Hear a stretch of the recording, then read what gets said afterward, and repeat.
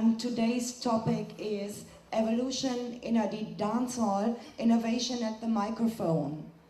The famous selector of Kilimanjaro, Ricky Trooper, once said, "Nobody can explain the dancehall. You just have to come and experience it." So we give you a kind of experience from an inside look, from the practitioners, as well as from academics working on dancehall. And yes, I start with Pier Tosi, who is sitting at the right. He's a journalist from Italy. Next to me is David Katz, journalist from England and a writer also. And on the far left to me it's Pete Lilly from Riddim Magazine, and my name is Ellen Koehlings, also from Riddim Magazine. And today we are really very proud again to have so many special guests on this panel. And first of all, I want to welcome Dr. Donna Hope from the University of the West Indies in Kingston, Mona. She is a lecturer at the Reggae Studies Unit at the Caribbean Institute, and Donna wrote a wonderful book, which everybody should get. It's called Inna the Dancehall, and she's very much concerned about today's topics, be it like masculinity, be it gender topics, or be it the aspect of violence, you know, and I think we will hear a very contemporary view from Donna today. And next to me is sitting Dr. William Les Henry.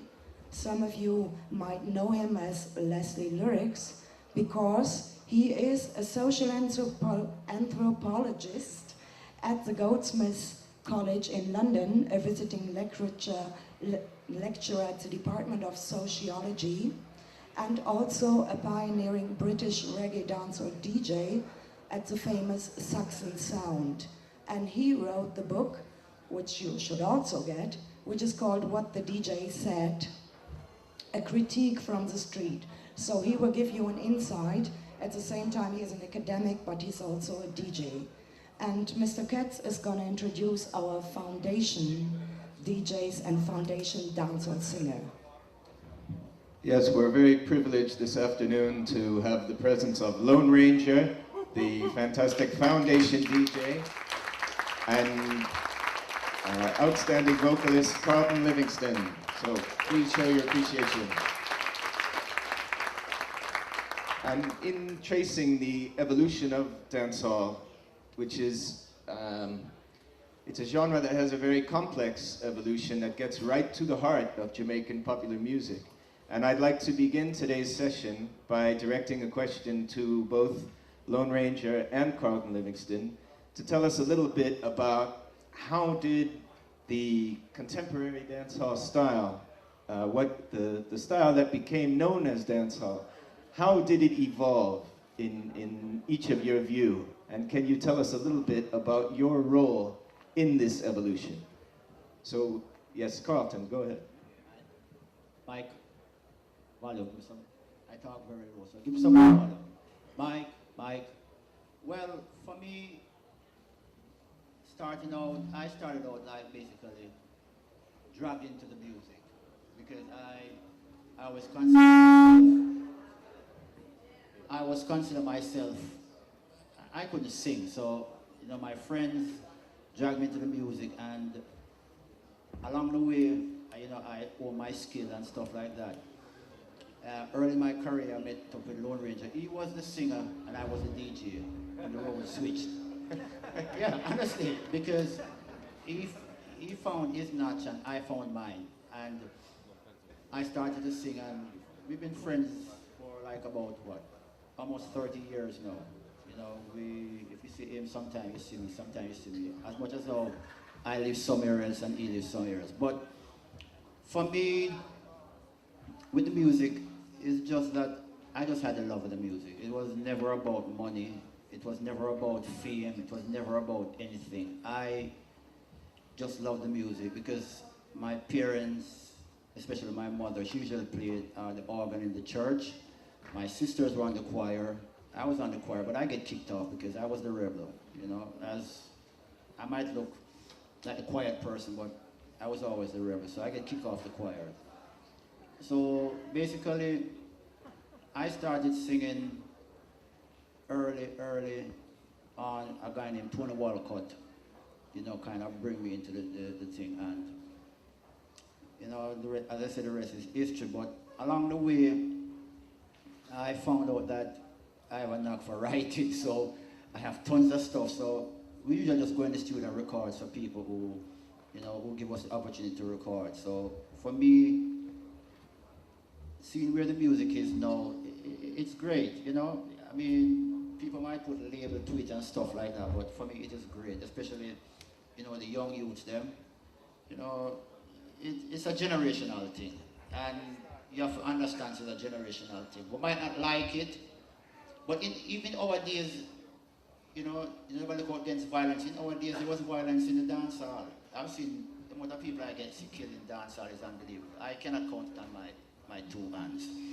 Young youths get killed for no reason at all. So, seeing where the music has evolved to now it's pretty good. You know, them little youth that do them thing and, you know, respect them. You know, even me and Rangers that talked today about one artist in particular, Mavado. A Ranger was like, do you know Mavado? And I was like, no. He said, yeah man, you know Mavado. And I was like, Ranger, remind me. Same place on the Gully Bank. Because I live in foreign, I live in America. And I go to Jamaica, go hang with him. And my brother have a sound, Mikey Slew. And we usually go, when Tuesday night or Thursday night, we go, Thursday night, we just go have fun, sing and DJ. And my father usually pass through with the crew. And usually DJ and Ranger say, I don't like a youth there. And we said to Ranger, say, well, at least he have a good teaching. People might not like him lyrics and things, but with certain things, him have it down pat because see the man he usually come and watch a man DJ. And when him come and him warm up and when Ranger DJ, Ranger give him the mic and him DJ him like a thing. Him and the crew. What the crew name again, Ranger? Maphadites, yeah, Maphadites crew name. So it's a generational thing here, Star. So we, you know, it's a thing we got there for. After we gone, it will be here. It might evolve to something else because our stuff evolve and we never know it will evolve. All right. For instance, I am 54-year-old and this is the best time of my life in my career. You know, I've been on the road for the last 6 years continuously. Been all over Europe. Went to Japan. When I started out, and I immigrated to America. You know, I went to America and people was like, oh, your career done, and blah, blah, blah, blah, blah. You come back to Jamaica, blah, blah, blah. My thing was like this. I had a daughter and I made a commitment to raise my daughter for almost 13 years. And I was still recording for Coxsone and Jalife and almost anybody who said a track, come give me, I'll voice.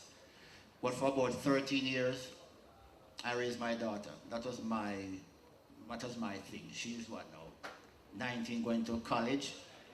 And that was my goal, and I just put everything on the back burner. But, you know, I was still recording. People were still searching for my recording. And as much as I live in the bush, because I live in the bush. I don't live in New York or places like that. I live in Washington, D.C., Maryland, the bush. And a couple of years ago, I think it was a Japanese sound, find me. And from they found me on the internet, thank God for the internet, good or bad. You know, it has its good and its bad, but I've never looked back, you know. I've been like, for the last, I'll say 6 years in Europe with Soul Stereo, me and Ranger, other artists. Went to Japan, so the music has evolved, you know, as we talk about it. So, you know, you have to just go and enjoy it, and maybe you know, like some of the lyrics or some of the things that they put out, but it's just a generational thing. So, not on my part. So, make Ranger give you part now. Sure. Right. Yeah, well, with me now, you know, it goes as like this. I was born in Kingston, Jamaica. I grew up in London, went back to Jamaica in 1971. I was in London from 1963 when I was 5 years old, and I went back to Jamaica in 1971 when I was 13. Well, during the course of the time when I was in Jamaica, now young, going to school, this reggae music is all around me because, you know, in London we are pop music and all these stars. So in Jamaica now it's a different thing now. As a youth growing up, I'm hearing this music. And two voices in particular caught my attention was U-Roy and Big Youth. And normally what I would do when I'm going to school, my lunch money, I would take my lunch money and go downtown and buy all the latest U-Roy, all the latest Big Youth. Go to school, when I go home, do my homework, then I take the records, play them, and I write down every single lyrics of all of these songs, and then the records, because you know, back in those days, the flip side, you got versions. So I would play it on my mother's stereo and I would there, doing it, and I had that pat down real good. Then we've got, we'll have a lot of sound system like Soul Express from our area, and Arrows, me, Carlton, Welton Irie, Putty Roots. We met this Christian guy who was going to church. Yeah, his name is Tony Walcott. Well, he's a very good friend of Cox's dad, and he has a lot of dub plates. So he said he's going to try us out on the dub plates. So every Sunday, the same team, me, Carlton, Welton, and Putty, we all go to Tony's. He puts on a dub plate. We don't know which one. Then he says, Carlton, sing on that. Ranger, DJ on that. And I'm like, I don't know where to start. So every Sunday, we do this until we got real good. Then we went to Cox's studio. We met Mr. Dad. We recorded. Well, you know, I had my name already because my name is Lone Ranger. I got my name out of a dancehall clash in East Kingston, in Rollington Town, where I was DJing a sound. I alone was DJing the sound, and the other sound, it was about 5 DJs. So they were all DJing, and the place was real hot. And then that sound ended, then it was my time to come on. So I took the mic and I said, right now, the better than Dillinger, harder than Trinity, tougher than Eastwood. My name is the Lone Ranger, that's why I act like a stranger. And from that day, the name sticks. Then after that, you know, we started to do recording and thing. And the first song that I ever did for Studio One was The Answer. That got a lot of earplay in the 9. And when I came here, it was mostly bands, and there was no rubber dub thing going on, nothing like that. But I'd walk with my records, and we had a couple clubs that we book, and I would do the style, and people were like, wow, this is new, we first received this. And this was going on, and at the same time, I have hit tune, next year, 1980, I got a massive hit, The Love Bomb for Studio One, which was worldwide again, came back to Paris again, went back to Jamaica, then in 1980, I got another massive hit again, Rosemary, and this time I was called to go to New York, to Madison Square Garden, to do a lot of shows. But basically music, my thing about the music is cultural, commercial style, a little gimmicks. You know, you DJ, you know, you have to have a lot of clarity in your voice, because when you DJ, you want people to hear what you're saying. You don't want me saying a lot of mumbo jumbo, and people say, what did he just say? No. You have to be clean, clear, clarity, style, melody, all this combined in one, and that's just me. Lone Ranger, no stranger. Yeah.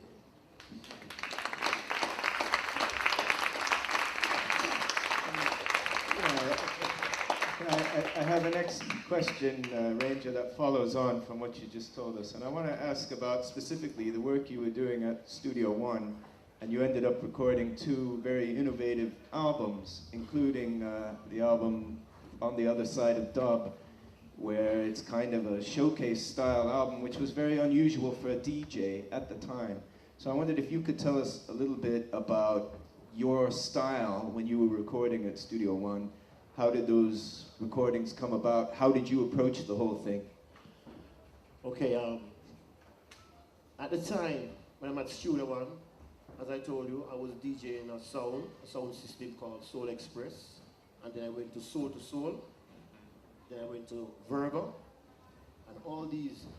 When I got DJ for the year, for these 2 years, the sound system I was DJing, they got sound system for the year also.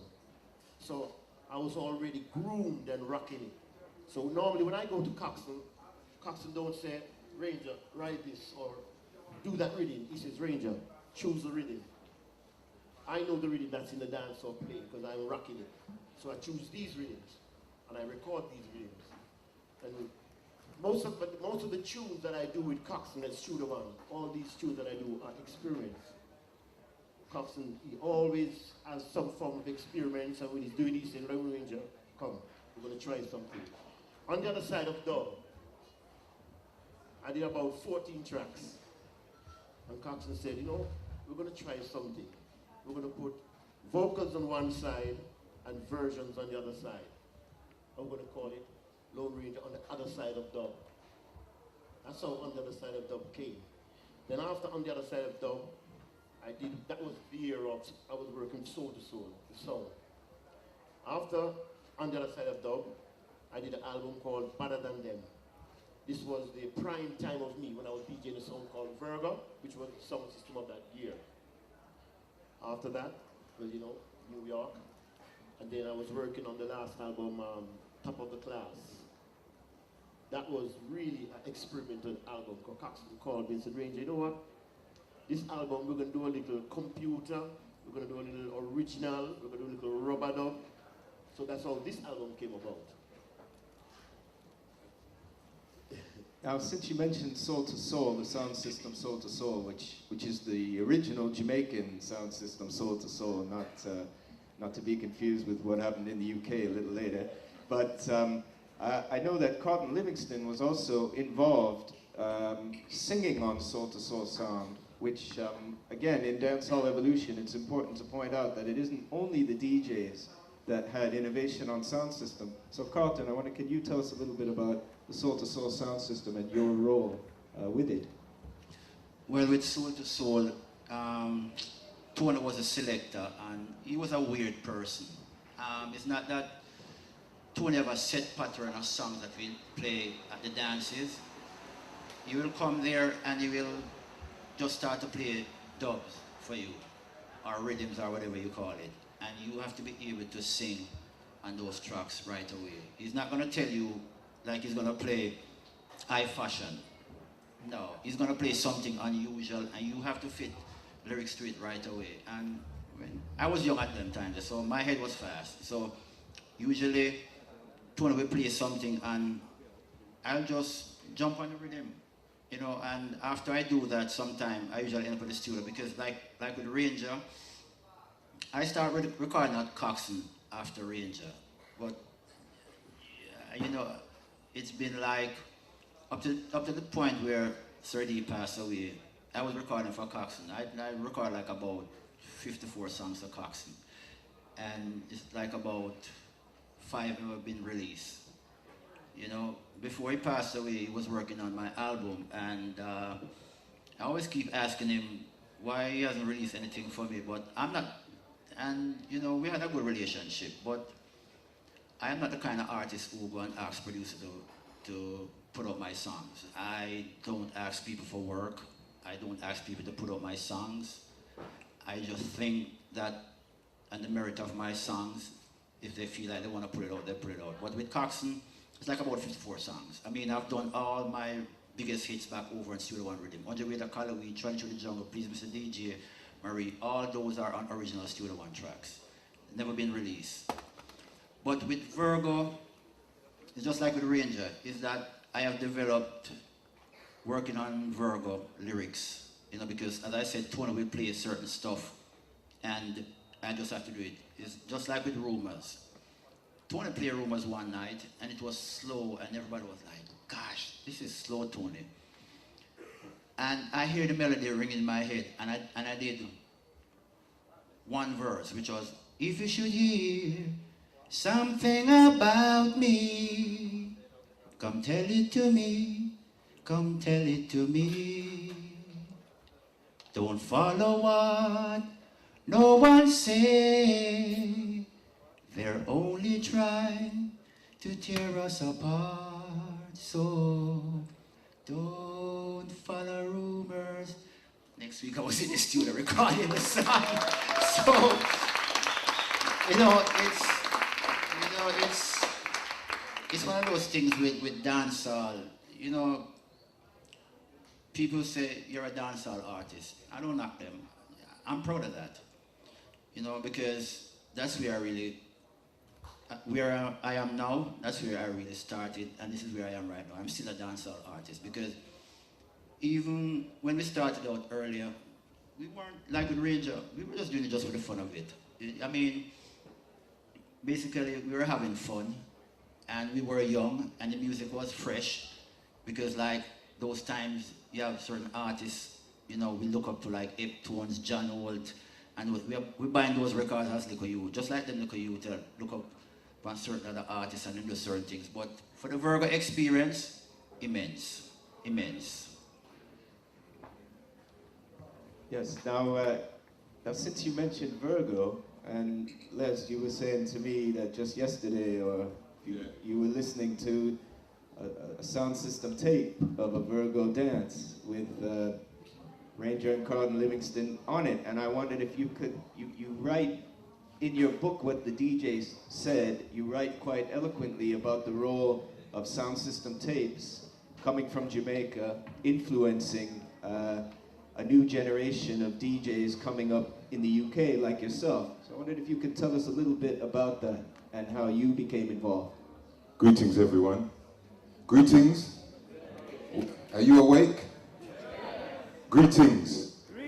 Yeah, that's better. Remember, as members of the human family, we must learn to greet each other. So one more time, greetings. Yeah, that's good. That's all good. Anyway, enough respect to all the Rototom crew, because this is a beautiful occasion. I'm still in awe of this festival, so I might start gushing, yeah? Anyway, it's crucial, but I cannot even conceive of my life without reggae music. I was there from the beginning of reggae, through ska, through blue beat, through rocksteady. And it's funny, because we were discussing it yesterday. My parents, well, especially my father, wouldn't allow us to listen to reggae. I was born in London to Jamaican parents, but I had older brothers and sisters, and I grew up on reggae music on records, and then around 1976, 1977, in London we started to get what we called yard tapes, and these were sound system tapes featuring people like Lone Ranger, General Echo, Brigadier Jerry, Sassafras, Carlton Livingston, Paddy Roots, you name it, they were on there. And to be honest, it just completely changed the way we appreciated Jamaican culture. I'd never been to Jamaica at that time. I didn't get there until 1985. But what I did was actually, I don't know why, maybe it's just God, goddess, whatever. I started to collect the tapes. So I actually have yard tapes, as we call them. I think that the earliest one I've got is 1977 or 1978. But what I was saying to David, and because of the bad researcher I am, I completely forgot who was on the bill today. Didn't check it out. And when I got here yesterday and I looked on the poster, I saw Lone Ranger and Carlton Livingston. And I said to David, I was actually listening to a Lone Ranger on my iPod on Virgo from 1980. I have it in my bag. So if you want the empirical proof, I can plug it in. Lone Ranger on Virgo, and it's the first time he chats, I believe it's Fist to Fist Days Done, because he says something like, yeah, we have a new release, Fist to Fist Days Done. And he chats it on the set, gets an almighty pull up, chats it again. And for me, what is significant is that without that infusion of Jamaican culture, and without that creating that world for us, because you have to understand that without Jamaican sound system culture, there would have been no sound system culture in the UK where young black youth in the UK actually found a platform to express their innermost concerns. There would have been no hip-hop culture, if you understand the history. There would have been no British UK grime scene, which is there now. There would have been no British hip-hop culture, because most of the top British hip-hop artists actually started off as reggae DJs on sound systems, and then around 1984, 85, they switched. So, as I say, I just have to really give thanks to people like Ranger, and I actually met him in the early 80s at Tony Williams' studio. There was a Jamaican DJ in the UK called Tony Williams. Used to have a show called Rockers FM, and I met Ranger in the studio there sometime in the 80s. We'll try and remember that after, but I really give thanks. Yes, and it's interesting that you mentioned Fist to Fist Days Gone, because that phrase or title ended up being the title of a chapter in a book that Lloyd Bradley wrote when he was looking at the evolution of Jamaican popular music. So I want to move over to Donna and just ask if you could tell us a little bit about what inspired you to begin writing about dancehall culture, and if you can tell us a little bit about the work that you've done. Thanks, David. Thank you. And I'm a Jamaican. I'm from Jamaica. So I just want to say, welcome everybody. I want to feel. On the Irie? All right, respect. And I am a product of Jamaican culture. So I am a little younger than the gentleman on the stand here with me. But nonetheless, because my mother was a serious fan of music, I listened to all the songs that you're talking about, Dillinger, Lone Ranger, Sasha Frost, Scott, everybody. So we spent a lot of time listening, and I remember particularly that my mother washed my mouth out with soap for singing a song. I saw Miss King pa me yama, I saw me Dolly pa me yama. She said it was profane language, curse words. At that time, it was not clearly understood what skenging meant. And we have this happening in Jamaica continuously. But I spent most of my childhood learning Jamaican music, singing Jamaican music, standing up, I remember, on a bridge, looking over on a community center and watching Jalop sessions, because I was not allowed to go. I was too young. I was in high school. But we could look from a distance and then go home because it was near bedtime, hearing all about the sessions. And then when I turned of age, attending every reggae sunsplash, every dance, every stone love, every party, Friday nights, Saturday nights, I would be out all night attending everything and trying to be a kind of dancehall queen of that era. So I was bubbling and trying to learn the dances. The ones that are new that I see everybody learning, I'm not very good at those. I will write about them. But I got my initiation very early as a Jamaican, steeped in Jamaican culture, and I love all genres of music, but dancehall music is my favorite genre of all time. I started working on dancehall culture academically when I went to the University of the West Indies to do my first degree, and I felt that there was a lot more to the music than just entertainment, or what people call rocka sound, that there were many other things happening that needed to be looked at in a very clear way, with some amount of depth, and using some kind of theories to try and understand what it was saying about Jamaican life, about Jamaican people, about the society as Jamaicans saw it. And out of that, my first book, which is the product of my master's in philosophy, which is there in the dance hall, came. A very exploratory work where I discovered a lot of stuff that really came out of a lot of empirical work. There was very little written. Carlin Cooper had put out her book Noises in the Blood, and there was a chapter in it that was very helpful, but very little written about dancehall culture. We had a lot more written about Bob Marley and the reggae era by non-Jamaicans, and very little about hardcore dancehall culture and what the guys were singing and why the women were walking in erotic gear, and all the pony printers and the batty riders and the things that were very problematic for many people in Jamaica.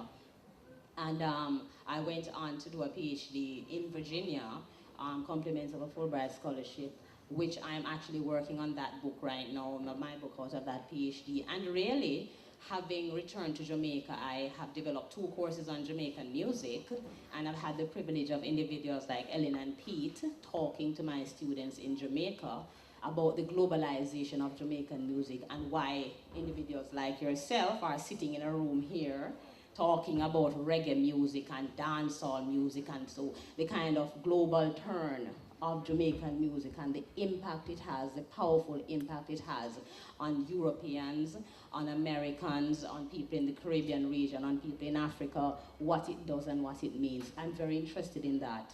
And my work right now is tackling a lot of the issues of gender, especially masculinity, because Jamaican DJs and artists and promoters and producers tend to be mainly men, and they talk about a lot of things that are important to men, even when it sounds like it's just pure entertainment. It's a lot of man things, and a lot of man argument, and a lot of things. So a lot of the things that people say are vulgar and sex, there's a lot happening under the scenes and under the skirts and under the dresses that are being lifted up. And so I find it very intriguing that I can sit here today at Rototom, thanking the Massive and crew for inviting myself and my husband to be here, and to give of myself and to share with you and to answer your questions about Jamaican dancehall, particularly hardcore dancehall, the Movados and the Vibes Cartels, and the crew that are very current now, the ones who have gone before. Shabba Ranks is my favorite DJ of all time, Mr. Love Punani Bad. There's an entire chapter in my book called Love Punani Bad. Yes, and it talks about gender and sexuality, because I found a lot of that in dancehall culture. So the topic of the title of that chapter is based on the title of Shabba Ranks' song, Love Punani Bad. But of course, I do a lot of work, and I've written quite a few articles on Jamaican music, teaching 2 courses in it, and I'm here researching, but also giving of myself. Thank you.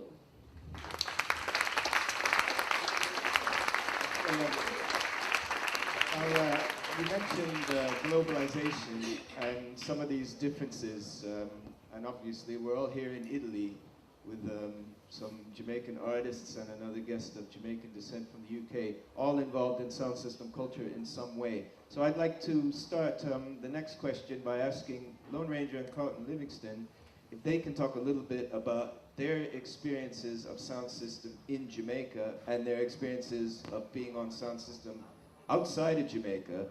And then as a follow-up portion, I'd like Les to continue to talk about his experience of sound system in the UK, and how did you discover what differences when you went to Jamaica to experience sound system culture there?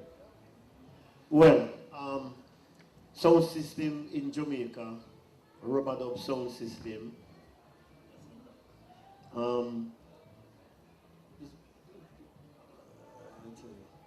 Sound system, rubber dub style in Jamaica is really a yard thing.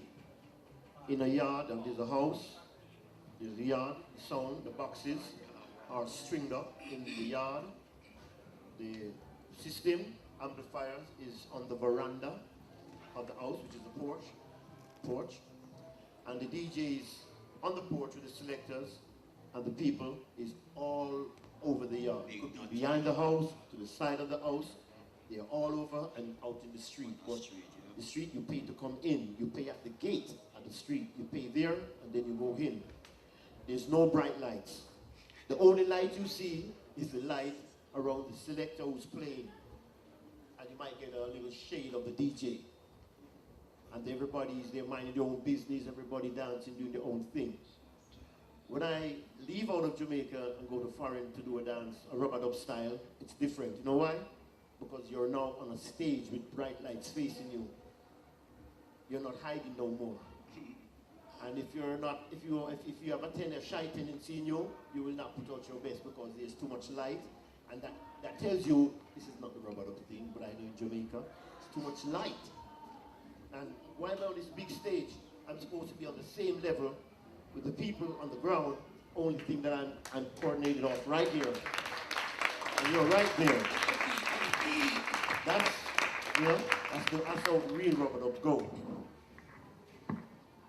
Well, dancehall for me, let's start out in Jamaica. It's basically the same thing what Ranger said. The sound will string up, them go and play some music. The DJ always started. You know, the DJ, you'd have like an up and coming DJ will come and we call it warm up. See, you call it warm up. Then probably after 10, 11, the master come, like Ranger will come and he will go and DJ, and probably 11, 12 o'clock, then I draw my selection, and as a singer I'll go up and sing probably about 5, 6, it depends, some of them are 10 songs. And more time, I will sing like the first verse and then we DJ the second verse. or sometimes I will sing the whole song, like the big hit them have. We go through it because basically we have the same thing on the same rhythm. Like with Love Bump, him have Love Bump, me have to please Mr. DJ. Traveling through the jungle, him have, what tune him again? Rub and Go Down. So basically we sing and we DJ from basically the same rhythm, so we work together. Now, as you say, when you go out of Port of Jamaica, it's the bright lighting, and you know, you tend to like, when I'm alone, when I'm working alone on tour, because sometimes I work by myself, I sing like 16, 17, 18 songs for the night. And sometimes the 18 songs, multiply that by 3, see how much you get sometimes. Because, like for instance, remember last year we did Poland with Soul Stereo. And I draw 100 weight of calories and I sing the song 5 times. So you see, by the time I reach 16, I'm a host. By the time I reach 16, so I'm a host. But I always like to give, you know, when I sing or when I work, I come for please everyone. It's not some I come for, some people come and hype and no. Me love when I see a smile on the people in face. Because I say like last year again with that Czechoslovakia and we did one little club at work. And the people them start singing the song. And I couldn't hold the mic like this. Everybody know the chorus for rumors. As an artist, I feel good. When I go home back and, you know, I go to New York, I check my friend and I tell them and they marvel. Because them can't imagine the music, how far it reach. Because some of them people in New York, sad to say, has never been back to Jamaica for years. Them don't know what really are going on. Them can't go up on tour, give thanks and praise. I am able to do that, you know? So they don't know how the music has evolved, especially in Europe, you know? Like, through the years when I said to them, say, like last week I said to my friend, oh, I'm rolling. So I said, where you roll go? I said, I roll go to Europe. He said, but you just come back. I said, yeah. But I just saw the busy state. You know, as an artist, especially on tour, I'm always recording. I'm always recording. I'm a studio rat. I don't like studio, number one, but if there's work to be done, I'll go in, do it, and roll out. So I'm always recording because, like for instance, a couple of months ago I was going through my catalog. And I've done like maybe about 200-300 songs. It sounds surprising, but a lot of them have not been released. You know, I've done work for big time producer in Jamaica, but the problem is that I do not live in Jamaica because of my choice. So once you go to Jamaica and record for the producers, they shelf you. And when you go back to America, they don't release anything for you, but as an artist, it doesn't bother me. You know why? Because I own everything I sing. I'm the publisher for my own titles. We have our own publishing company. We copyright our songs. So don't care what anybody do with the songs. We own them. You know, and that's one of the, like we call it veteran artists. A lot of veteran artists don't own anything they sing. We own everything we sing. Anything we put our voice on, we are the publishers. Because we set up our company early. When we went to America, we set up our company early. And basically, I does all the hard work because I will sit around the computer. He will not sit around the computer. So I do all the hard work, I research. So basically, it doesn't really matter to me if they want to shelf my work. Because if in later days they decide to release it, they can't claim anything. So that's my pension.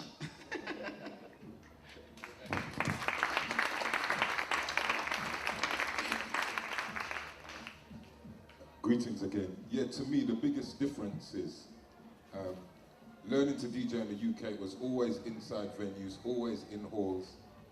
Similar to what Papa Rain just said, DJing on sound system is easy because you can hide, but then when you go on stage, you're exposed. And I know that's what flopped a lot of DJs. They just couldn't handle the transition from the dance to the stage. But the best example I can give you is, and again it's funny because I'm sitting next to Papa Ranger and he was one of the people who inspired me lyrically, because when I started to listen to yard tapes from about 1979, I actually started to write lyrics, and I talk about that in my book. And so when I actually started to DJ in 1982, I probably had about 500 lyrics that I'd already written. Never had the courage to chat. But one night I got a bit red under certain things, you know, 'cause I used to deal with certain things then, and chatted on this sound called Saxon.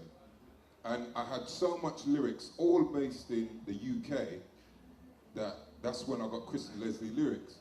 But why I'm mentioning Ranger and why, to me, the yard tapes are so crucial, I think it was on Soul to Soul. You chatted a lyric called Remington or Remington, yeah? Right, well, when I heard that lyric, I wrote this lyric that kind of vibes off that. And part of the lyrics went like this, and this was the biggest forward I got when I first started chatting. And then I chatted the same lyrics in 1985 at Standpipe Barbican on Metro Media. I knew Peter Metro, and I dropped this lyric, and part of the lyric went like this, it went, now me come to separate the bold from the brave. Say with a goody goody or a blasted knave. You come in at the dance, nobody misbehave. No come here for one gentleman, we come here for rave. You worship iniquity, you are Satan's slave. Put your trust in Jehovah, your soul shall be saved. Man tell me about Remington, we put man in a grave. The Remington, me know my father used that for shave. At school the teachers taught me things like how to use a lathe. Gotta ask them any question about when man live in a cave. Me ask them about when black man dug in a slave. Them blush, turn red, them answer used to skeeve. I'll give you an example of the answer they gave. Blood Jamaica, get out of class until you learn to behave. Anyway, and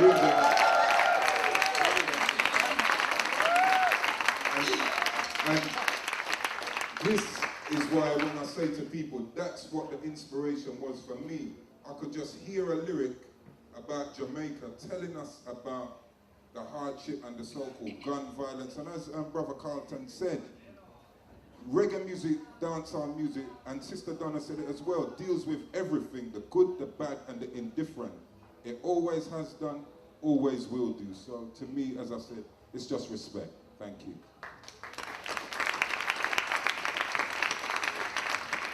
Yes, and Donna, I was hoping you could tell us a little bit about your experiences of sound system overseas, because I understand you spent some time in Canada. So I was In the US. Oh, in the US, yes. Right. So I was hoping you could tell us your view again of what was your experience of the differences between sound system at home and sound system abroad. Well, there are differences in what happens in Jamaica over the past, say, 20 years, as well as what I experienced overseas. One of the main differences that I've seen is that originally in Jamaica, as Papa Ranger and Carlton Livingston tell you, that the DJ would go to the sound system and talk the lyrics there. And now what we have happening is that the DJ doesn't really talk new lyrics most of the times on the sound systems. They do these things on stage shows. So there is a difference between the dance where the sound system plays and the stage shows where the DJs are under the bright lights. So there's a serious evolution in terms of what is a dance, what is a party. There are different things now. A dance is something that is usually dark, and you can whine and bubble and do all the things to the latest tunes and the old tunes.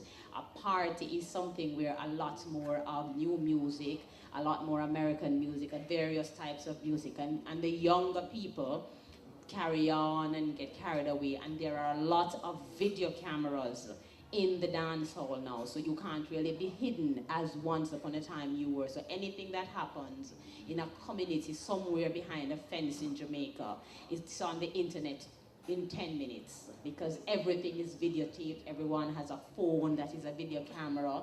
We have digital cameras. There are many people who are taping everything.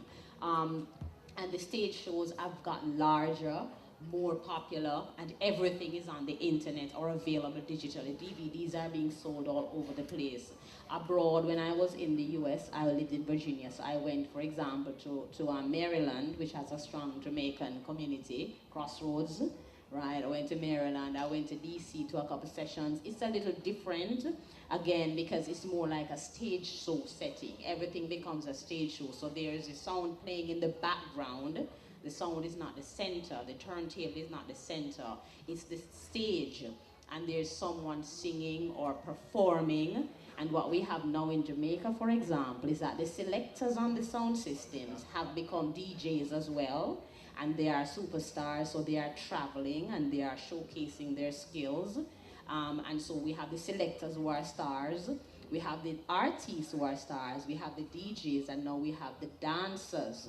And we have Sickenhead here from Jamaica, who is showing people how to dance. So everyone has become a part of the big stage, and they're all performing. So it's very different now.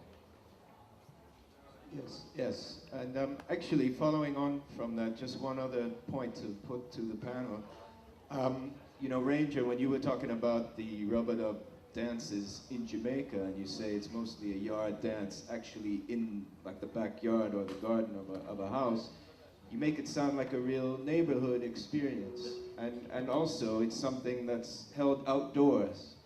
And I can remember in the 1980s, when I first spent time in the UK, going to some sound system events, and you know, through the weather is not dependable, you certainly weren't outdoors, but it was not that stage show situation that you've been describing, Donna. So it seemed to be something in between. It was still kind of a neighborhood thing, but not really. So I don't know if there's any comments from the panel about this.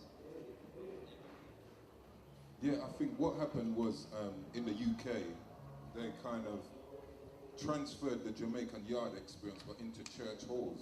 So as I was saying, when I started to DJ, we would be behind the amplifier, so there might be myself, Papa Levi, Dirty Desi, Maxi Priest, whoever, all behind the sound system set, and then the audience would be like that. The set was here. So it was almost like we didn't have veranda, so we were just on the floor. But usually it was all on the same level.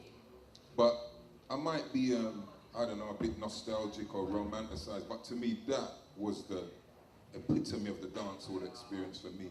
And especially if you clash with another DJ and you've got your sound here, their sound is over there, you're facing each other, going lyrics for lyrics, dub for dub. That was an experience. But yeah, it was recreated indoors, definitely. Yeah. Let me say one thing I forgot. You see, in the rub-a-dub dancehall in Jamaica, the slight difference with the rub-a-dub dance in Jamaica, I think it's coming a while, but it slipped me. Hold on, let me see, so I'm getting it back to remind you. Something you just said a while ago. I was going to go on the topic, but it slipped me.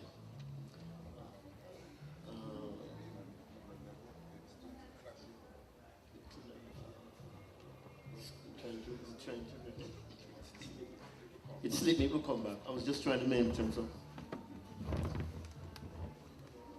And I would like to put a question to all of you, but maybe I would like to start with Donna first. Sorry, no problem, Donna. Because dancehall is getting a big fight in Jamaica, especially from the so-called society people. And a lot of people here do not know about this. Maybe you can, tell the people what is going on, because Carolyn and you are both really defenders of dancehall, and I would really like you to talk about this a little bit. Thank you, Ellen. Yes, and in Jamaica, people like myself, Carolyn Cooper, Kingsley Stewart, we have earned the titles Defenders of Dancehall.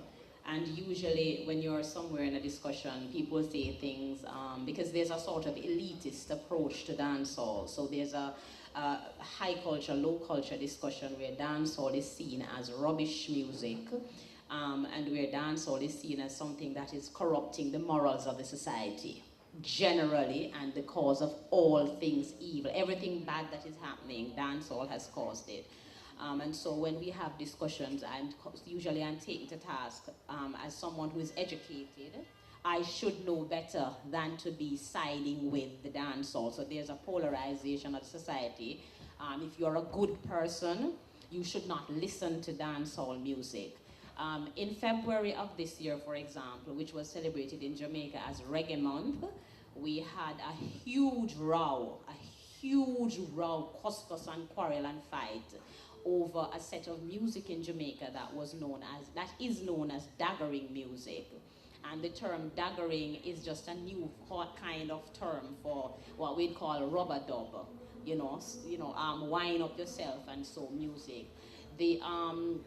The Broadcasting Commission in Jamaica that has the mandate to police the public airwaves for broadcast, so public media content on television and radio, decided that they were going to issue an edict, a directive, that there should be no public airplay of any of the songs that were labeled as daggering because they were corrupting the morals of children and they were corrupting the society. This is just another phase in the continued demonization of Jamaican music. And based on the research that I have done, this has dogged Jamaican music that comes from the masses, comes from poor people, comes from the ghettos in all its manifestations. Bob Marley's music was not accepted in Jamaica until after Europe accepted it. This is a continued trend, so it's not just dancehall music. It is the music of people who come from poor communities that makes it to places like here. It's very popular, you love it, you all want to buy it and listen to it, but in Jamaica it gets a lot of continued demonization and a lot of disrespect, and so we had a huge row. At one point I stopped doing interviews because I was always on one side and the rest of the panel was on the other side, and they would trace me and cuss me and I would have to stand up and be, it's horribly intense when it happens, and usually I am on one side. It gets very tiring, and so the defense of the Broadcasting Commission was that these are the things that are causing the problems in the society and we have to get rid of it. So a song that says bend over, bend over, bend over from RDX, where you dance and the woman is forward, and we see a lot of that happening, is the reason why the society is facing problems with corruption, with white-collar crimes, with gun crime. Oh, that's the cause of all the problems. And so if we take them from the airwaves, then society will be perfect. I tend to disagree because I believe that there are a lot more things that are happening in my country that I love, Jamaica, that are social ills and that need to be addressed at the root where they are occurring. And historically, many of them have been with us for a long time. Dancehall music talks a lot about the gun, which is a very prominent part of the lives of many of the men. The youths from the ghetto who talk about dancehall and talk about Jamaican life. So you will hear all the gun salute and the ding, ting, and you know, all up your gun finger. And I'm sure, last night I was in the dancehall, and everybody know the trigger finger thing. And you know, pop off and wave, and yes, this is a very Jamaican part of dancehall culture since I've been involved with it, where the trigger finger is an important salute, and it's a part of what the DJs talk about in terms of representing power, but also representing real life in real communities that are constantly under the gun, and people have to live with this. And so there's a lot of discussion. The sex, there's a lot of sex, and last night I heard it was Ward 21 said pum pum, and everybody in the audience said pum pum, and you know what pum pum is? And punani. Yes, well, those songs are banned. They are not fit for public airplay in Jamaica. We can listen to them in our private vehicles, and I listen to them in my private vehicle very loud, very loud. My music is always very loud, very loud. And in my house, because I write, that is the music I write to. I write to dancehall music. It's very soothing to me. It's very soothing. But it is seen as something that a person who is educated, you have a bachelor's or a master's or a PhD, you should not really have to listen to that kind of music. It is below you. That is for people who are lower, and you know, the lower classes, people who have very little sense. And so there's a huge row that goes on constantly in Jamaican society about the music and how the music is treated and accepted. So when I come here, we are videotaping and taking a lot of pictures because my Jamaican students have to be taught about the way that Europeans accept the music, love the music. There are things that may not be very comfortable with the music, but they love it nonetheless, and the way that it is accepted, so that I can encourage Jamaicans to see the music as something very powerful that has come from very far. A lot of men and women have worked very hard. Big up Koehlings and Pete, because Riddim Magazine has done a huge amount of work to get the word out in Europe about the music. I respect Riddim a great deal.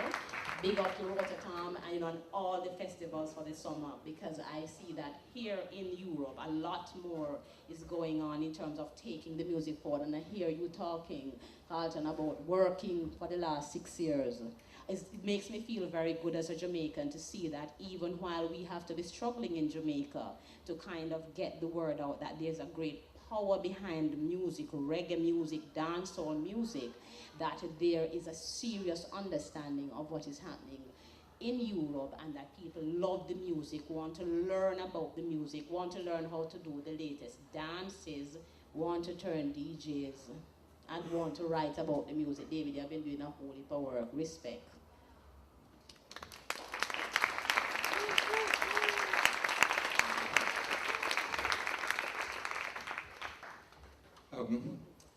When Ellen and me were in Jamaica in February, when this whole band thing broke out, we were very surprised about the reactions like songs like Rumping Shop would get, because the way I experienced dancehall all the time was that, you know, this has always been there, and that's why I want to ask the veterans on the panel, what did you think about, you know, when slackness really started in dancehall with Welton Irie, General Echoes, later Yellowman?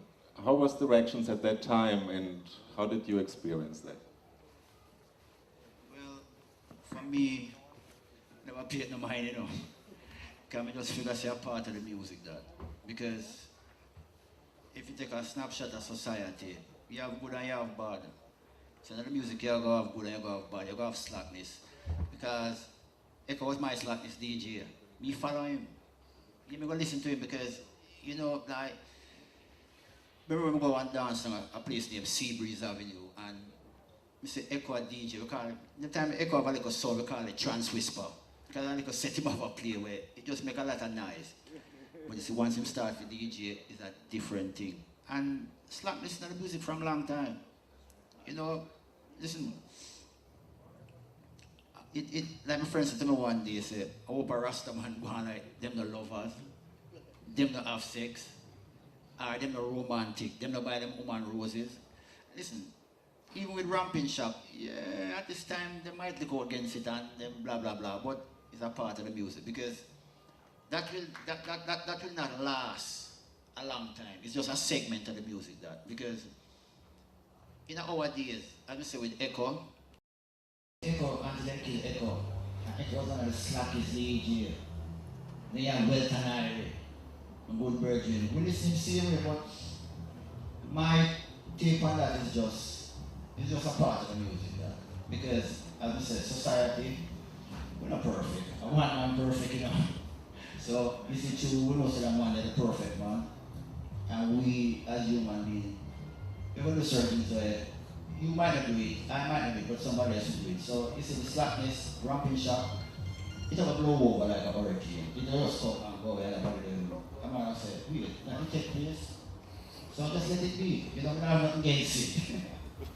Yes, as Carlton said, I tend to agree with Carlton too, because you see in the early days, most of the DJs then used to DJ slackness. I used to DJ slackness, yes. Because I mean, as I said, Soul Express started about 1975. But I wasn't DJing slackness then. It was when I left Soul Express and going uptown now, I started the DJ slackness. And me, Johnny Ringo, Welton Irie, we come from the east, and we went to school together, not Welton, me and Ringo went to school together, and we did a lot of writing, we did a lot of penmanship. As DJs, we keep exercise books, and we write down our lyrics. We have a topic, and we stay on that topic right through the whole song. We don't do 10 topics in one song. That's a waste. That could be 10 tunes. Rankin Joe used to talk slackness. General Echo used to talk slackness, and all these are big DJs right now, and they change from slackness. As you get big in the business and more big, the slackness tends to shoot it one side because you're working for a big amount of a wide mass of people now. So you're going to come something original, something where everybody understands, something that everybody likes.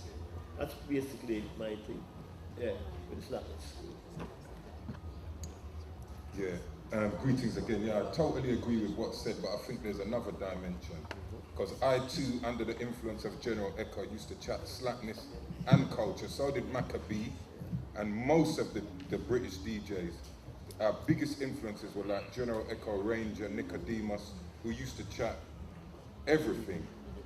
For me, what the danger is and what I think the difference is that, for instance, I do a lot of educational interventionist work with black youth in the UK. So they might be around year 10, that's 15 years old. On Monday, I walked into a classroom. I've got these youths saying to me, "What Rasta, your blood clot," and things like that. And a lot of it they get from the music. It's what they see in the music. Sometimes if you listen to them, they actually sound like sound bites. If I just have to listen to a tape or a tune and I know where their language comes from. What my problem is I don't have no problems with the slackness side in the music. To me, you can say what you want to say. And in fact, the slackest tunes in reggae weren't even DJ tunes. I remember tunes like Dragon Stout, It Make Me Run, Left Me Dries. And I had that tune when I was about 13 years old.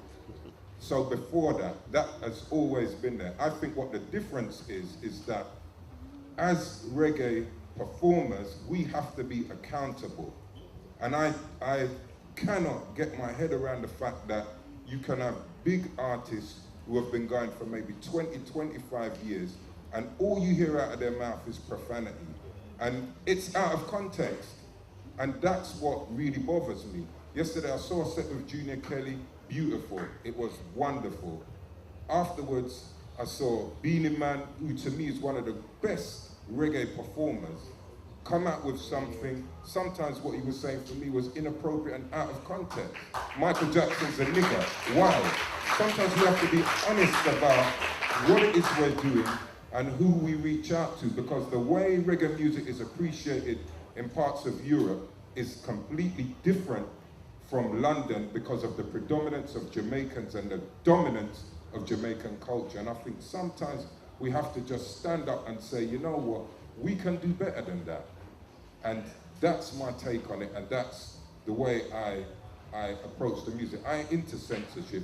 To me, you should be able to say what you want, but as a big man or a big woman going up on stage, even if you're doing slackness, because my favorite DJ of all time is General Echo, because slackness or culture, he was the cleverest person I've ever heard with language, because he was so clever and so innovative. So even his slackness was clever and creative. And I know what Ranger's talking about, because again, I've got the Soul to Soul where he knows what I'm talking about. He was doing on that. And again, it was clever. I used to play those cassettes to my father when he was still alive, because that's how my father used to talk through Jamaican language. But then he wouldn't go out on the street and meet people in church and start cuss them. I think it's horses for courses, and we need to take some ownership of what we're doing, because you can't go out on a stage in St. Lucia, cost the people, and then wonder why the police are going to take you off the stage. And I've witnessed things like that in the Caribbean. So to me, it's to take some responsibility.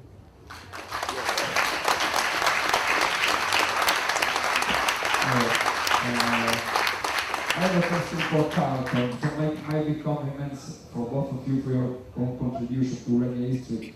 The question for Carlton is about being a dancehall singer, because it is often said that dancehall is DJ's music, and DJ is not reborn in the dancehall, but it is different for singers, because in the late 70s and at the beginning of the 80s, dancehall did change the perspective of the singers. So my question is, what's a reggae singer? I have ideas. For example, I think people like Johnny Clark and Limbal Thompson and Barry Brown and Cornel Campbell in the Bunny Lee stables did pave the way to dancehall singers, because they were so versatile.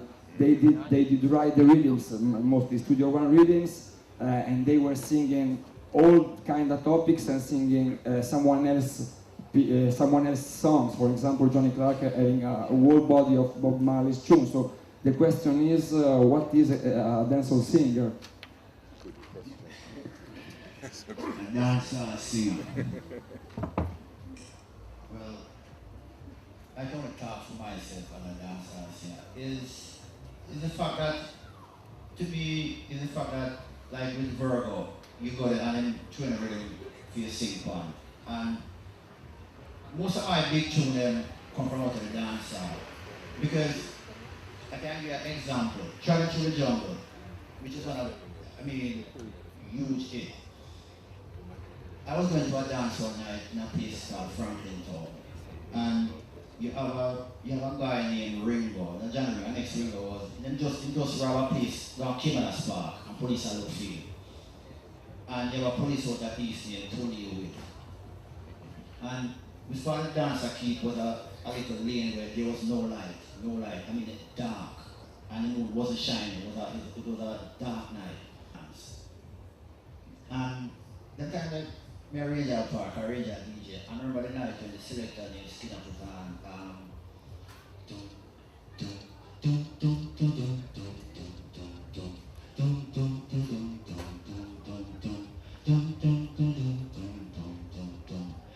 dum dum dum.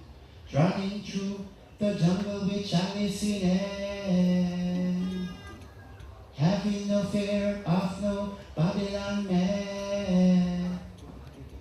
Next week we are still a good tune, and the truth I want to tell you the funniest thing about that song there. I recorded first with GGs. It was slow, it was really slow with Roots Radix. And the next week, I made a show with Sly and Robbie. Because Robbie had a good version from out that east. And I think as soon as the engineer come to him and said to him, he said, Robbie, why so for that tune I'm on? That time I work with Black Uhuru, and you know, we had to go hang out at the studio. And Robbie said, yeah man, I said, why are you tune for GG already? And Robbie started cussing and said, oh, shut up, go do the tune. And we voiced the tune the evening.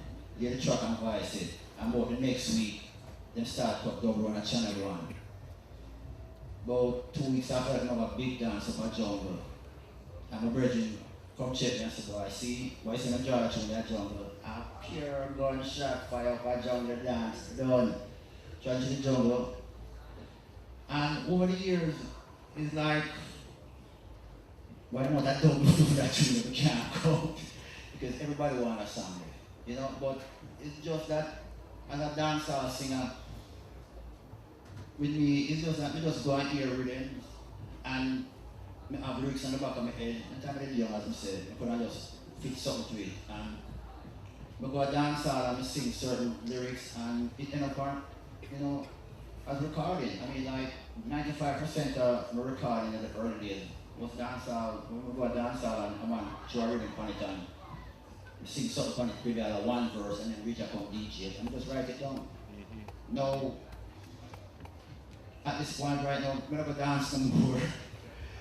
But I listen to the dance then.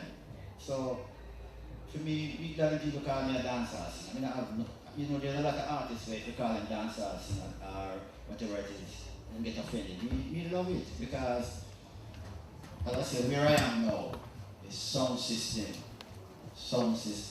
you know, and I would work it until I'm pushing a wheelchair. I would work sound system, you know. No, seriously.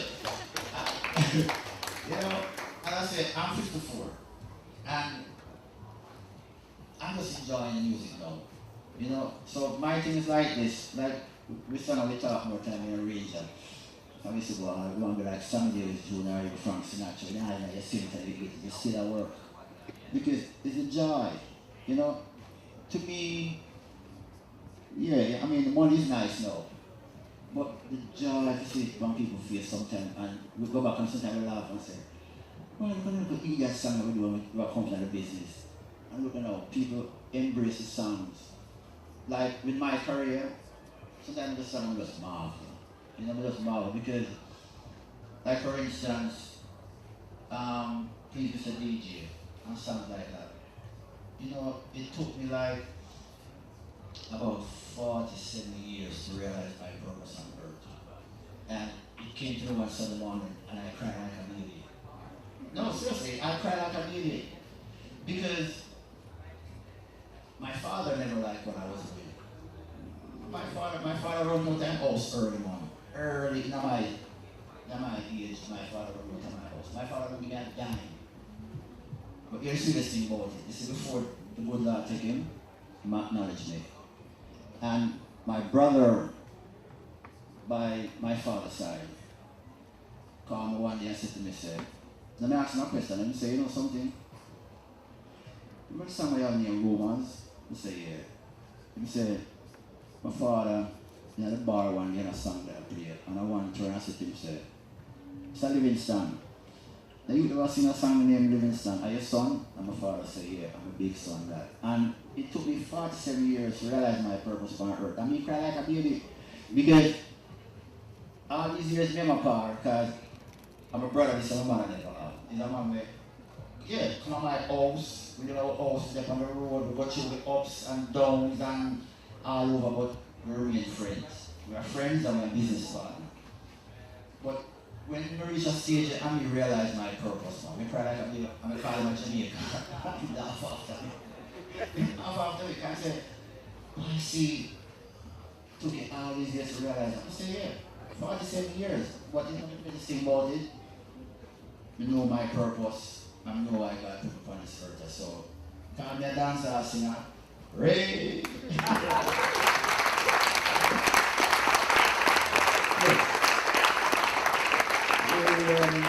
We'll be moving to the question and answer portion of this session in just a moment, but first, I understand that the engineer has a rhythm track lined up, and we would like to invite our special guests, Lone Ranger and Carlton Livingston, to give us a taste of what the public can expect tonight in the dance hall tent. Please run the track.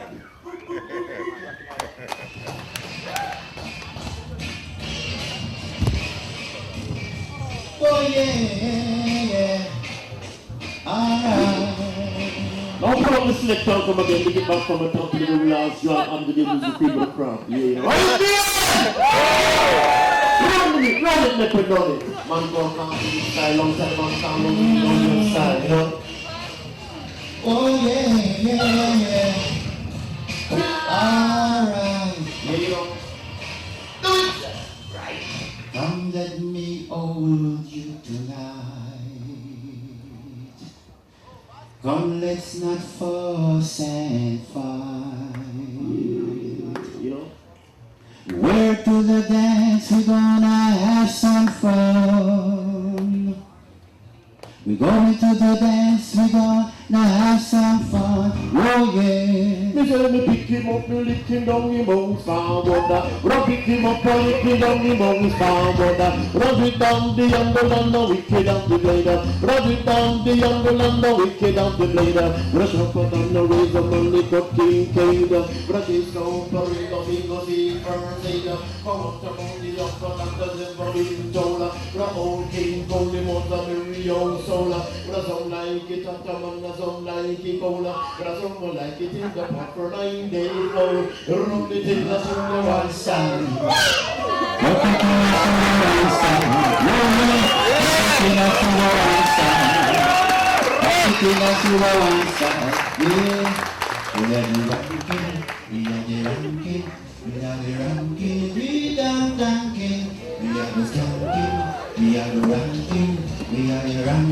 Keep on skanking, yeah! Live the life you love, along the life you live, without lose combined to give it up, till you go with somebody, so when you come down the way, along that man, come on, days, you want to the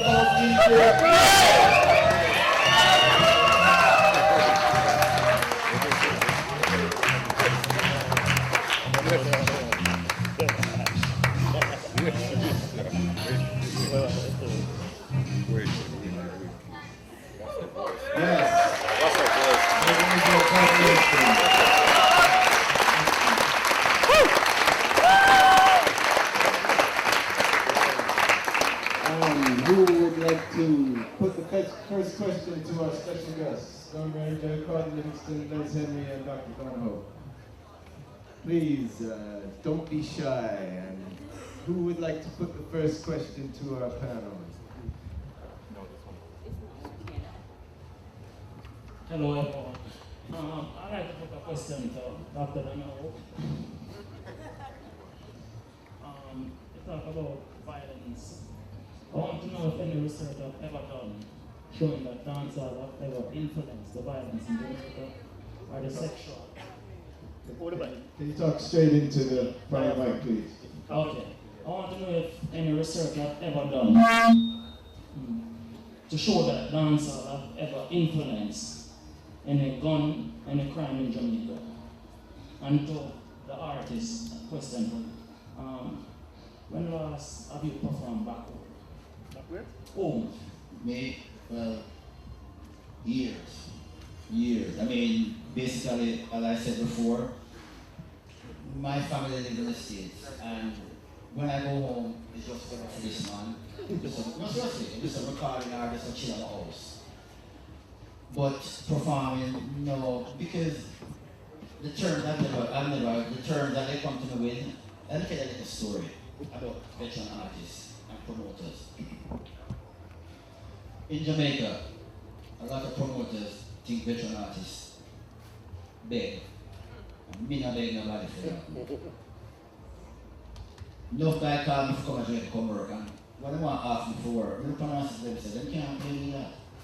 No disrespect meant. Because let's have a comparison. You know what I'm calling him. A man call me for a show, and we give him ask me for a price, and we give him a price. He said, "Mr. can't afford it." So I said, "Alright, what you can afford?" When you tell me something to my youth, me not leave my house to them money, me alright. Be alright. The fans are suffer because number one, no, we go to Jamaica and we work for free, you know. We go to Serbia dance with Daddy Ryan, and Daddy Ryan the Virgin, and you go work.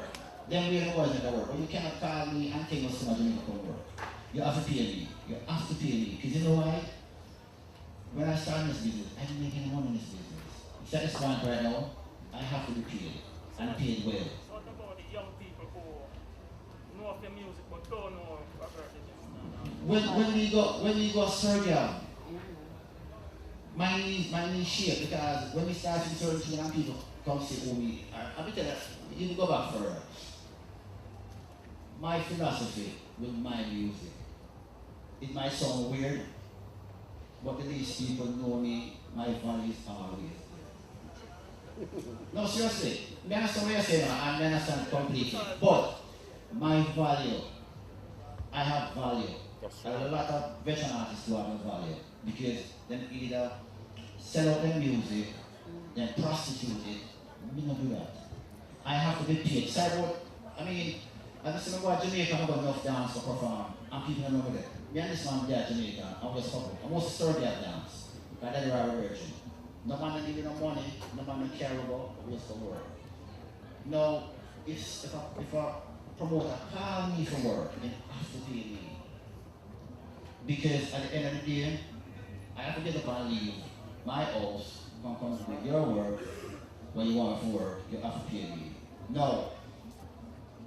It's a big difference. We go to Jamaica and nobody know me. I know, right, but you see, the funny thing, it doesn't bother me. You know why it doesn't bother me? Because at the end of the day, I know my picking order in reggae music. I know it. I am not here, I am not down here, but I know my picking order.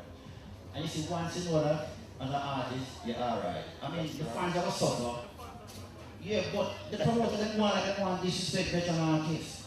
I'm not going to ever disrespect me. That is my, I mean, we don't say completely, you know.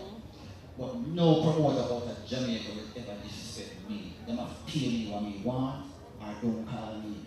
Because I don't have to do it. I wrote something I paid 6.5 hours and come across Atlantic and come and end it. Seriously, you know, it might sound, I don't know, you look on this prejudice or whatever you want to call it, but me bounce when I paid 6.5 hours to my Europe and fly me and factor me and arrange and go all over the place. Because I realize that people in Europe appreciate the music. Jamaican people do not appreciate certain music. No, I'm telling you, certain people do not appreciate it. Certain people do not, especially the promoters. Not the regular people, you know. The promoters do not appreciate it. Because they want to call you up and well, come do some work on you. They want to do chicken feed. My own. You can't pay me chicken feed, you have to pay me. So I'm not really perform at Jamaica, but you're the funniest thing about it, you do not that now. And they come and call me the other day and they don't offer me no more. They don't offer me no money, just say, you know something, I'm going to dance with you. So before, by about December, we get Jamaica full force.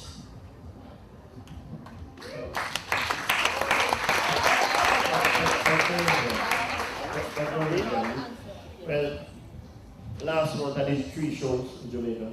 I did 2 in Montego Bay and 1 in Kingston, Sturgis. The one in Mobay was Little John's birthday bash. And I tore up Mobay, and they called me back again the following week. I tore it up again. My thing, all right? Oh, right. Well, there has been no scientific research done, and right now we're completing a piece of research, very early piece of research, to try and find out if there is any causal, well, any kind of link between dancehall and people who are violent. So hopefully we'll have the results out before the summer ends, to see if we can at least find something, because of the amount of quarrel and fuss and war and strife that has been going on over the years, suggesting that dancehall causes violence. So actually a piece of scientific work is being completed right now. Yes, we are crunching the research right now. I let my researchers doing the work so I can work on the report when I get back, because we talk a lot, but we don't do the actual work to find out, while we're talking about the music and the DJing and the writing songs and the dancing and the carrying on, if something, affects something or causes something, or if there's any kind of link of any sort. So we're working on that right now. Yes. Next question, please come forward. I've got two questions. One is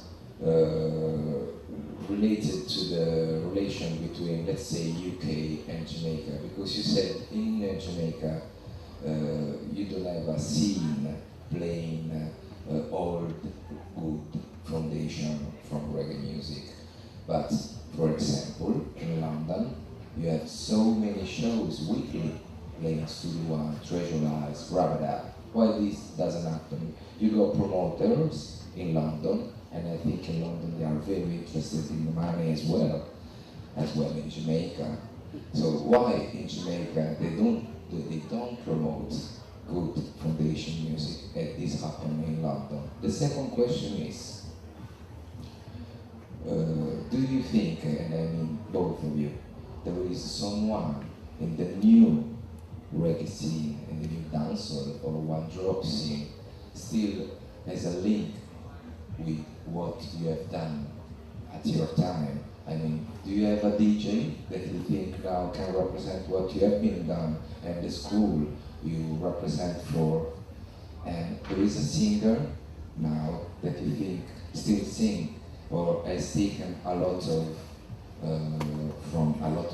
style from you and your colleagues at the time? Thank you very much. Well, singer, I can't define it like from my side, but Taros Riley, it's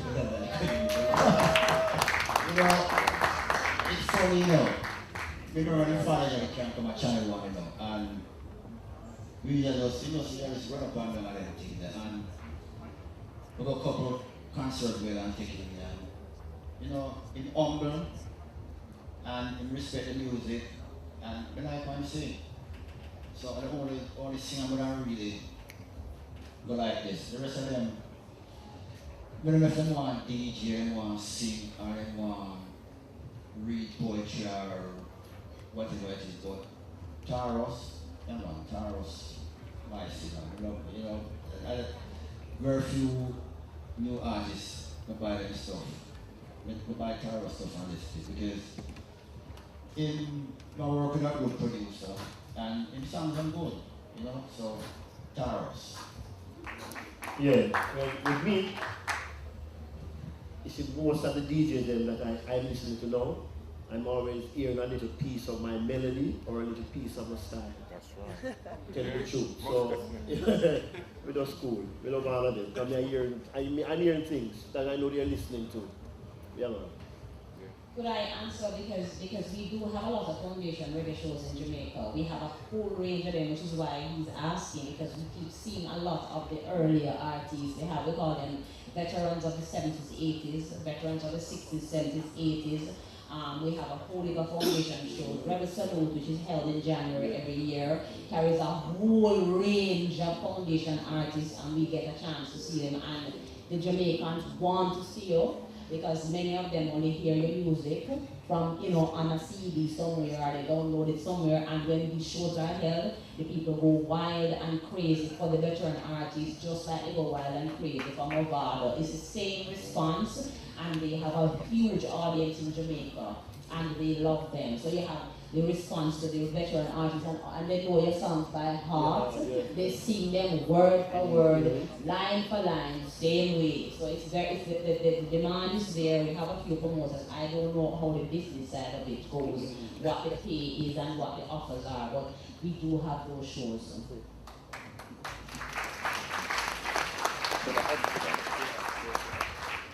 Yeah, greetings again. I can speak in the context of the UK. Are you talking about the Hootenanny in Brixton?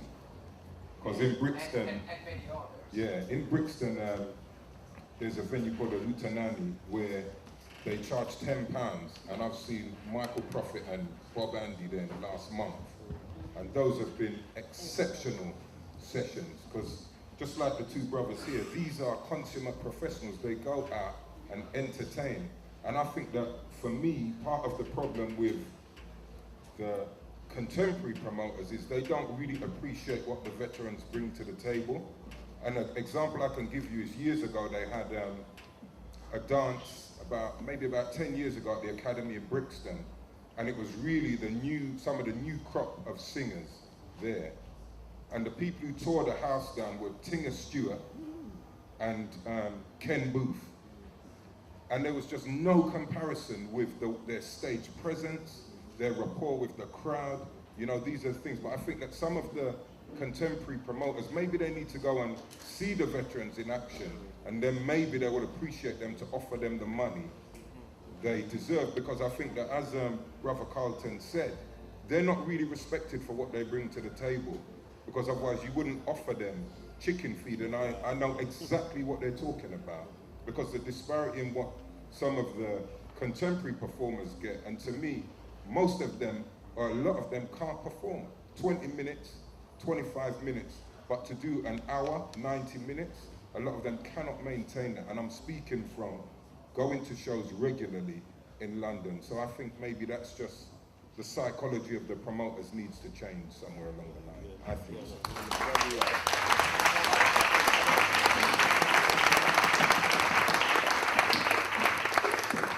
Next question for our special guest. Who would like to put the next question? Yes, please, come forward. Hi, I'd just like to ask, you guys are obviously foundation DJs. We've also got someone from the UK as well.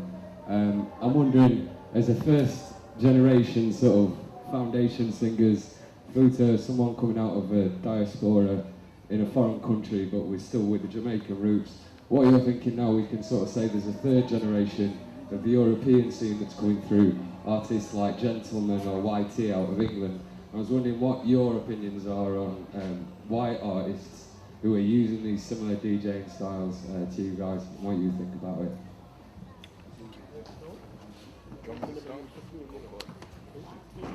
That's a good point. I think that, to be honest, I don't know much about Gentleman. Met him a couple of years ago. It wasn't a good experience. He's not here to defend himself, so I won't say anything. YT, I think, is kind of different, because what happened in the UK was, when we moved in sound systems, sometimes there would be white boys who would move with us, and a lot of them could DJ. But what you found was those white boys who could DJ, like for instance in Brixton, there was a white youth called Snow, not Snowman, who I don't even know what language he spoke. I'm talking about Snow. And he used to DJ on a sound called Jam Down Rockers, and he was an awesome DJ. From up north, there was a white guy called Cheshire Cat. He was an awesome DJ. YT is an awesome DJ, because I saw him DJ a couple of years ago, and he had the mic sharks pulling the mic out of his hand, and he sat on that rhythm, and as Ranger would tell you, if you can do that, then you deserve your stripes as a DJ. So I think that those ones who come through the ranks, have been through the sound systems, the clashes and the battles, earn their respect and earn their rightful place, I think. But what happens is record companies get someone who maybe looks a bit vanilla icy, chuck him on a rhythm, promote him, take him to Jamaica, get him to work with some of the top artists, and then act like he is the only thing out there. And that's where I think the danger comes in. But I discuss that as well in a lot of my work. Do you think the apprenticeship is one of the most important? I'll tell you this, and I think Papa Ranger just alluded to it. When you hear a lot of the contemporary DJs, and in fact Papa Levi said this, put them on a rhythm, put them on an I Fashion, put them on a Shankai Shek, put them on the I'll Never Let Go, the answer rhythm, and see if they can ride a Studio One, because a lot of them can't. And to me, if you say that you're a reggae dancehall performer, you should be able to chat any rhythm, because what Brother Carlton said was how it used to go in the dance. You never knew what was coming. And if you were the only DJ there holding up that for the whole night, you had to find something to go on every rhythm. That's why I remember hearing Papa San and Lieutenant Stitchy clashing on a Calypso rhythm. I remember in the UK, Dirty Desi burying another sound on our sound, Getatone, on a Calypso rhythm that was played at 78. I remember hearing Major Worries DJing on the Bonanza rhythm, on jammies. So what I'm saying is, when you're a DJ, you're supposed to be able to chat on anything they put in front of you. And I don't think a lot of the contemporary ones who didn't go through that process can. That's what I believe. That's good.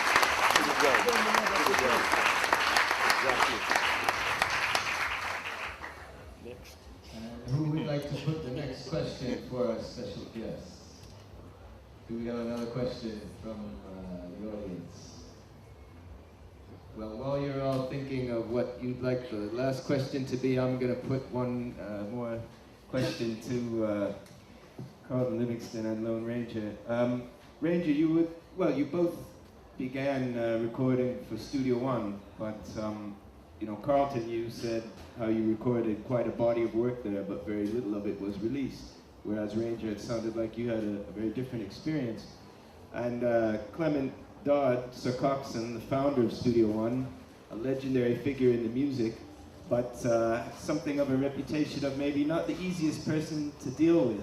So I wondered if each of you could tell a little bit about what was it like working for him, what was your experiences like of him as a person and as a businessman?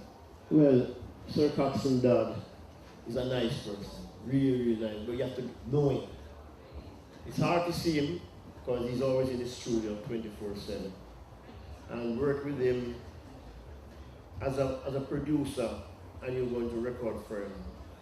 He makes sure that when you come out of the voicing room, you within yourself is comfortable with everything. If you're not, you can 2-3 days, he lets you work until you're so satisfied. That's him. With business, he's a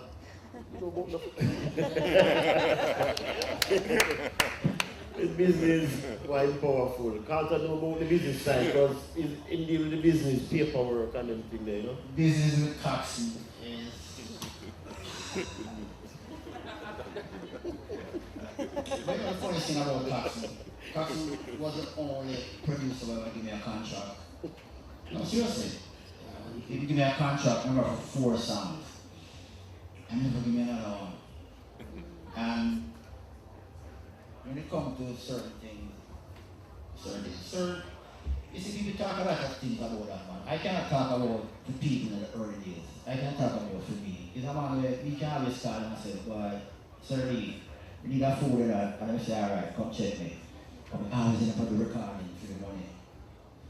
Usually leave Maryland like Friday night or Saturday and come on Sunday morning, otherwise, probably have 3-4 songs for you. And he always give me a money, but I always have to sign the fee. So therefore, for me, give me a $200 for pay me toll and stuff, I have to sign the fee. But I've never, other than one contract there, I never signed, I never give it to with all the songs there. But at the end of the day, as Brenda said, if a man, if you get to know him, he's alright, sir. I mean, late nights in the slum around with him sometime, and as they call him, he's a man who's buying a car in Jackson, and he's a man beating around, and you're dead and you listen to the tune and everything. But at the end of the day, with me and Ranger, when it comes to our song, he knows he know how it's set up. We never get in a intricate part of it, but he knows that at the end of the day, anything we advise, he get 50 and he get 50%. That's my advice. Me own my advice. The rhythm is rhythm. So at the end of the day, anything we put on still one rhythm, a 50-50. It never starts out so. So at the end, when it reaches down, where do I sing a film, and remember one night them son and we are reason, and I said, hey Jackson, what the business part of this song about? So I said to him, well, and your rhythm, my voice, me and my publishing company, anything you sing, me 150% and the rhythm by yours, and see if you go for range, and I turn and said to me, I range and too, because I never know. And it was, we sung at a reason night, and it did 2 stiff, and give me 1. That first time I ever give me a bit of smoke. Give me a stiff, I was trying to smoke, I never drink it because I mean I drink. I say, all right, Jackson, 50-50. And that is it. And you know, and we still get the royalty, you know, if getting royalty, we get my royalty. Mechanical rights, cost 50, we have my 50. Publishing, cost 50, we have our 50. So, yeah, right. You know, a lot of people talk things about him, and but I think it's how you approach the person. You know, you have to make him know, say, you know the business though, and this is how it is. And when you said to me, say, all right, 50 for you and 50 for Ranger, you shouldn't know me for that. We never signed a contract, you know, but anytime you put in his stuff, and me get my papers from our BMI, I say, alright, I say, I do a tune for me, here I stand. And when you see my royalty, you take 50, and I get my 50. You can download, you see I get my 50, I get 50. So at the end of the day, we never want a contract that can keep it work. And that doesn't work important to me, because as we're going right now, nobody can take no time. Because as I said, every last week, my Ranger time, we get the download statement. And school and our course. You get 50% and constantly 50%. So it's a kind of cool to work with, you know, how we approach it.